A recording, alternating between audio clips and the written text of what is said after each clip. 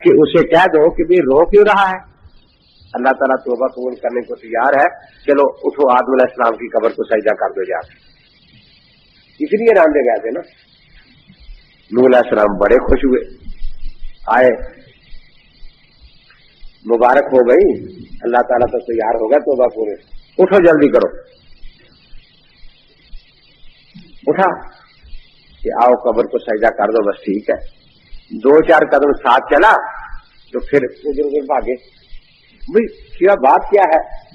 اس نے کہا جی بات یہ ہے کہ سجدہ کرنا مشکل نہیں، لیکن شریکوں کے تانے نہیں سنے جائیں گے۔ جبریل کہے گا اچھا اب یاد آ گیا سجدہ کرنا، وہ کیا نہیں تھا۔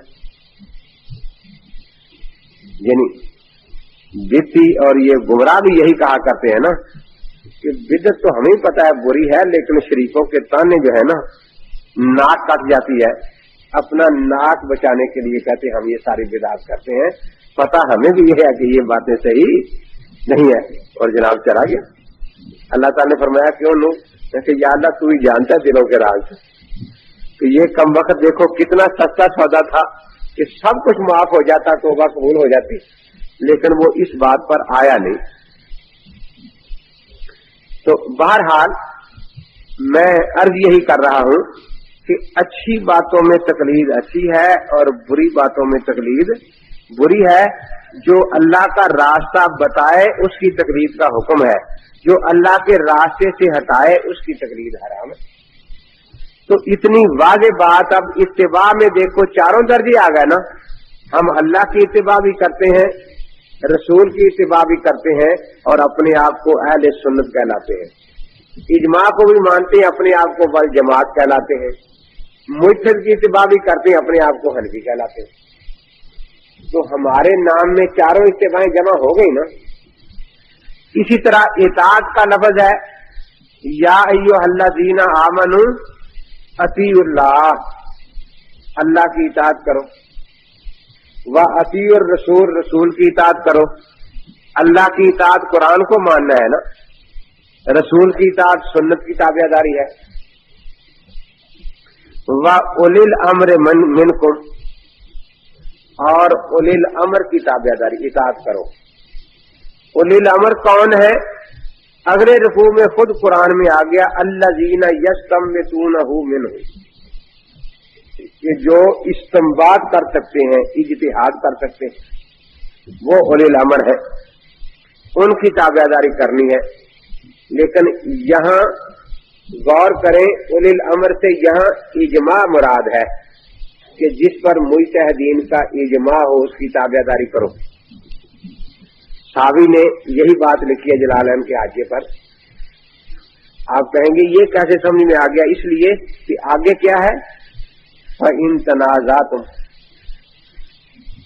تو معلوم ہوا کہ مجتہدین جب اجتہاد کریں گے تو دو حصے ہو جائیں گے ان مسئلوں کے، ایک وہ جن میں ان کا تنازع اور جھگڑا رہا، اور ایک وہ جن میں تنازع نہیں ہوا، سب کا اتفاق ہو گیا۔ تو جن میں سب کا اتفاق ہو گیا وہ اجماعی مسائل ہیں، اور جن میں ان کا اپنا اپنا الگ قول رہا، تنازع رہا، وہ قیاس ہے۔ تو اس سے اولی الامر سے مراد مجتہدین کے وہ مسائل ہیں جن میں تنازع نہیں ہوا، اتفاق ہو گیا، تو اس میں اجماع کی تابعداری، اطاعت کا حکم آ گیا۔ اور فَإِن تَنَازَعْتُمْ، اگر مجتہدین کا آپس میں تنازع ہو، فَرُدُّوهُ إِلَى اللَّهِ وَالرَّسُولِ، قیاس کہتے اسے رد کرنے کو ہے۔ قیاس کی تعریف ہے رد النظیر الی النظیر، ایک نظیر کو دوسری نظیر کی طرف رد کرنا۔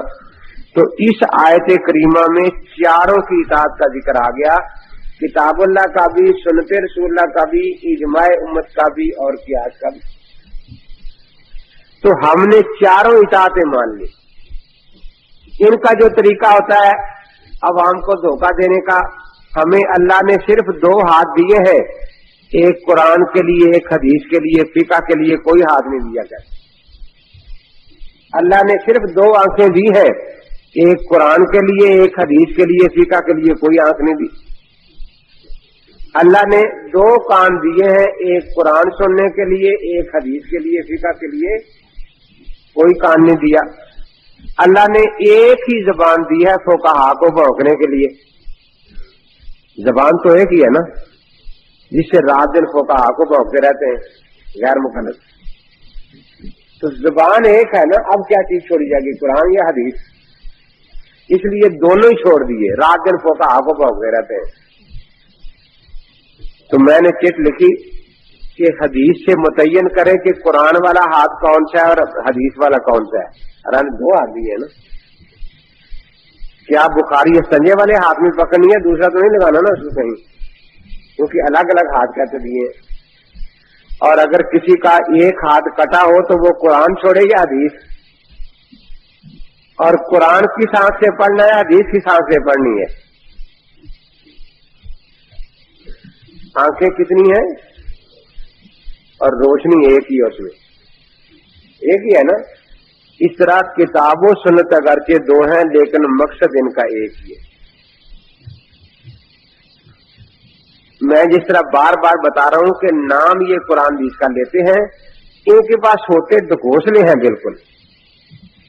حافظ عبد القادر صاحب روپی تقریر فرما رہے تھے, یہ 4 مذہب بن گئے, چار اور چاروں مذہبوں کی مثال ہے بھینس کے 4 تھن. بھینس کے 4 تھن ہوتے ہیں نا. ایک تھن سے حنفیوں نے دودھ نکال لیا, ایک سے مالکیوں نے, ایک سے شافیوں نے, ایک سے حنبلیوں نے. ہم نے سارا دودھ اکٹھا کر کے مکھن نکال کے خود کھا لیا, لسی ان کے منہ پر دے ماری. مسل کین حدیث زندہ باد, نعرے لگنے شروع ہو گئے. میں نے چٹ لکھی کہ یہ جو نعرہ لگا ہے مسل کین حدیث زندہ باد, تو کون سی حدیث ہے جس میں یہ ہو کہ مجتہد تھن کو کہتے ہیں؟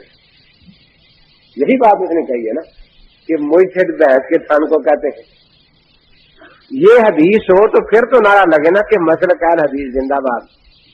اور اگر یہ کوئی حدیث نہیں تو معلوم ہوا کہ یہ اپنے مولوی کی خرافات کو حدیث کہتے ہیں, لہول حدیث کے پیچھے لگے ہوئے ہیں, اور اس لیے نعرے لگاتے ہیں مسل کین حدیث زندہ باد. اب میں حدیث پوچھتا ہوں کہ کس حدیث میں ہے کہ مجتہد کا معنی بحث کا تھن ہوتا ہے؟ کہاں سے دکھائے بیچارے. پھر میں نے تقریر کی, میں نے کہا دیکھو اللہ تعالیٰ نے ان سے عقل ویسی چھین لی ہے.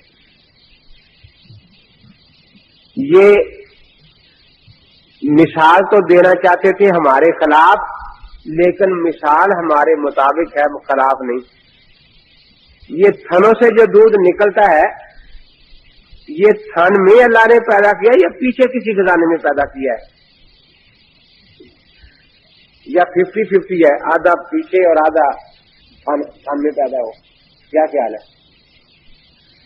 ایک قطرہ بھی دودھ کا تھن میں پیدا نہیں ہوتا, یہ تھن صرف پچھلے دودھ کو آگے پہنچا رہے ہیں. تو معلوم ہوا کہ چاروں اماموں نے ایک مسئلہ بھی خود نہیں بنایا, پیچھے سے کتاب و سنت آگے پہنچا دیا. اب یہ مثال ہمارے موافق ہوئی یا مخالف ہوئی؟ تو کتنے تھن ہوتے ہیں بھینس کے؟ ایک سے دہی نکلتی ہے, ایک سے لسی. جی نہ تھن 4 ہے, چیزیں کتنی نکلتی ہیں؟ ایک ہی. تو جیسے تھن 4 ہے اور چیز ایک ہی ہے دودھ, امام 4 ہے مقصد ایک ہی ہے اتباع سنت.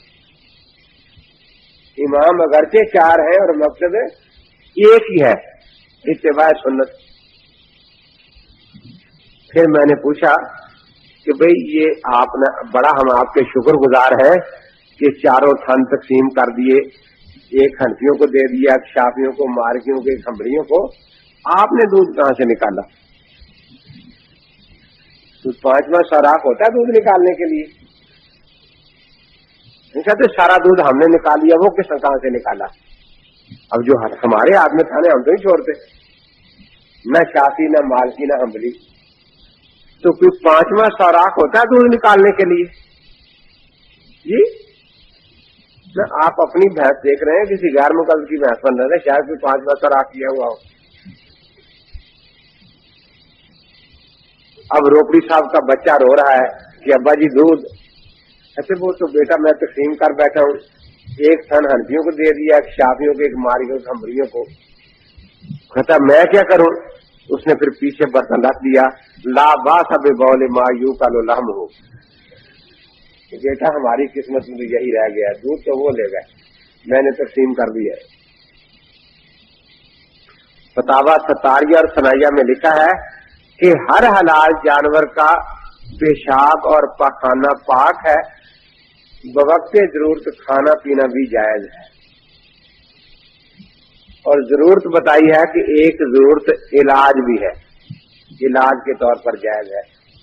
मसलन हनफी बीमार होगा तो मजून फलासफा खाएगा, गैर मुकल्लफ बीमार होगा तो गाय का गोबर खाएगा, क्योंकि बीमारी में उधर है ना।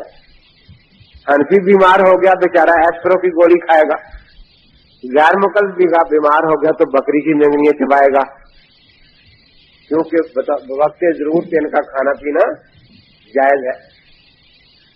तो रोपड़ी साहब तो खैर अपने बच्चे को पेशाब दे के खुश हो गए। अब एहसान लई जहीर आ गया, ये परेशान है कि दूध मुकल्लिद ले गए और पेशाब रोपड़ी साहब ले गए, हम क्या करें? अब वहां तो कुछ नहीं बचा ना। तो देखा यूं नीचे भैंस की तरफ, कितने थन होते हैं? 4। मुशरिक है कहते, ये भैंस मुशरिक है ना, 4 थन है। वो सामने भैंसा खड़ा था मुआहिद, तो जल्दी से प्याली उसके नीचे कर दी कि हर इंसान और जानवर की मनी बिल इत्तेफाक पाक है, अलबत्ता खाने में 2 कौल है। तो अब वहां वो मुहद के पास चला गया, वहां से प्याली भाग ली उसने। तो फिका मोहम्मदिया सफा 47 जिल्द अव्वल पर यही लिखा है कि हर इंसान और जानवर की मनी पाक है, अलबत्ता खाने में 2 कौल है, एक कौल में खाना जायज है। तो याद रखें हवाला उतना ही देना चाहिए जितना हो, अपनी तरफ से कुछ नहीं कहना चाहिए, इसलिए हम उतना ही हवाला देते हैं। अगली बात कि वो कुल्फी जमा के खाते हैं या कस्टर्ड बना के, ये उनका काम है, हमें इसमें कोई दखल नहीं। वो नमक मिर्च मिलाते हैं या शक्कर मिलाकर खा लेते हैं, तो ये उनका टेस्ट और जायका है, हमें इसमें कोई दखल है। हम तो सिर्फ इतना ही हवाला बताएंगे जितना है, इससे ज्यादा बाकी आगे उनका अपना शौक है कि वो कुल्फियां बना लें या कस्टर्ड जमा लें, शक्कर मिला लें या नमक मिर्च मिला लें, ये उनकी अपनी मर्जी है। तो उनकी मर्जी में हम दखल देने के लिए बिल्कुल तैयार नहीं है।